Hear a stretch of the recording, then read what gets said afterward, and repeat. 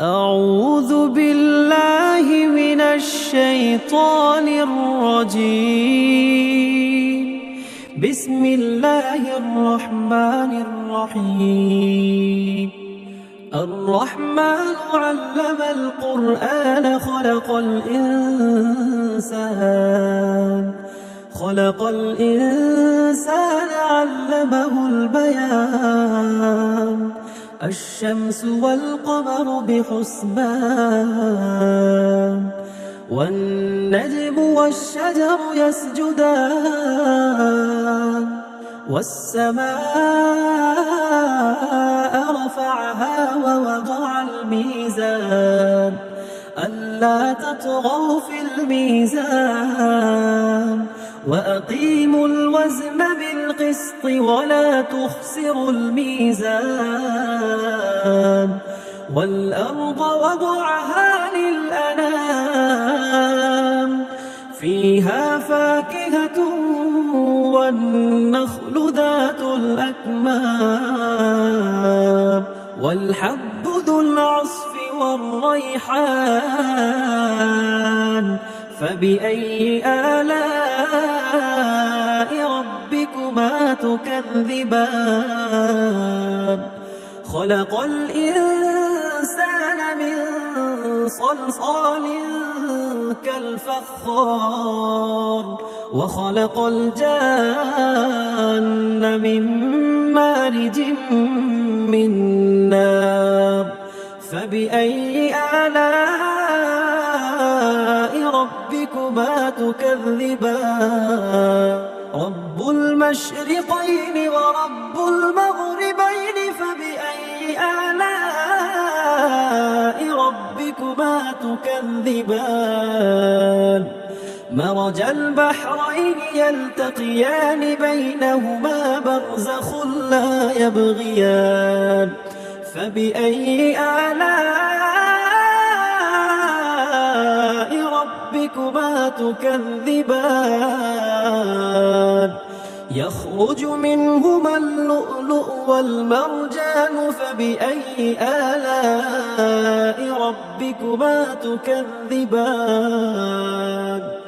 وله الجوار المنشآت في البحر كالأعلام فبأي آلاء ربكما تكذبان كل من عليها فان ويبقى وجه ربك ذو الجلال والإكرام فبأي آلاء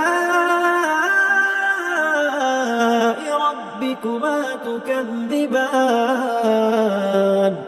يسأله من في السماوات والأرض كل يوم هو في شأن فبأي آلاء ربكما تكذبان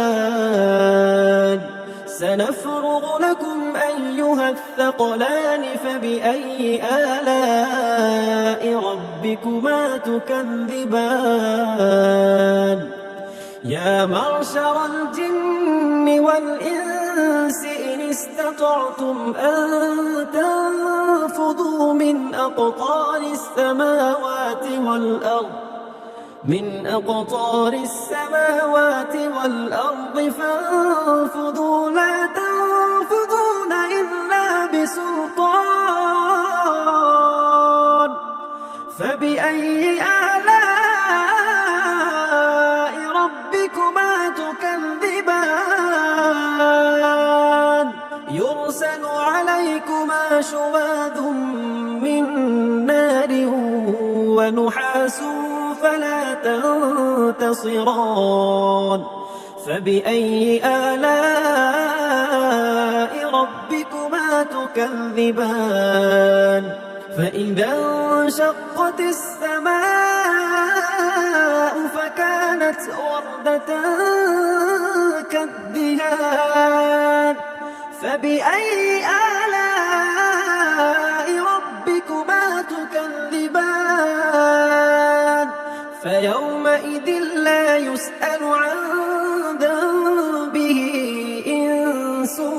ولا جان فبأي آلاء ربكما تكذبان يعرف المجرمون بسيماهم فيؤخذ بالنواصي والأقدام فبأي آلاء ربكما تكذبان هذه جهنم التي يكذب بها المجرمون يطوفون بينها وبين حميم آن فبأي آلاء ربكما تكذبان ولمن خاف مقام ربه جنتان فبأي آلاء ربكما تكذبان ذواتا أفنان فبأي آلاء ربكما تكذبان فيهما عينان تجريان فبأي آلاء ربكما تكذبان فيهما من كل فاكهة زوجان فبأي آلاء ربكما تكذبان متكئين على فرش بطائنها من استبرق وجنى الجنتين دان فبأي آلاء ربكما تكذبان فيهن قاصرات الطرف لم يطمثهن إنس قبلهم ولا جان فبأي آلاء ربكما تكذبان كأنهن الياقوت والمرجان فبأي آلاء ربكما تكذبان هل جزاء الإحسان إلا الإحسان فبأي آلاء ربكما تكذبان ومن دونهما جنتان فبأي آلاء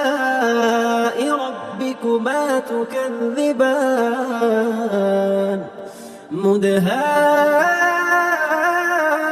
مدهامتان فبأي آلاء ربكما تكذبان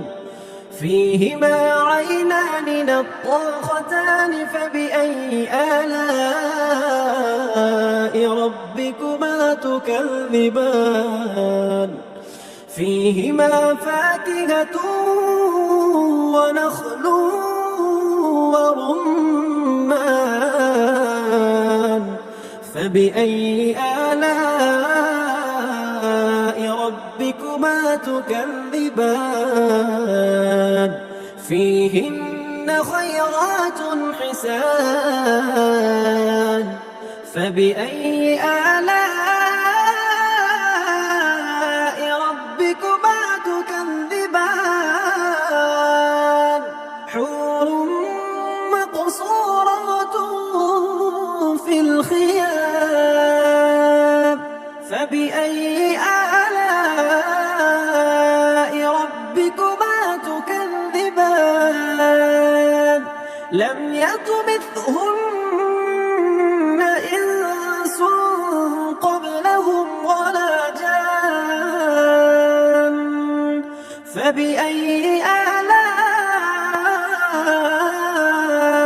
ربكما تكذبان متكئين على رفرف خضر وعبقري حسان الإنسان فبأي آلاء ربكما تكذبان تبارك اسم ربك ذي الجلال والإكرام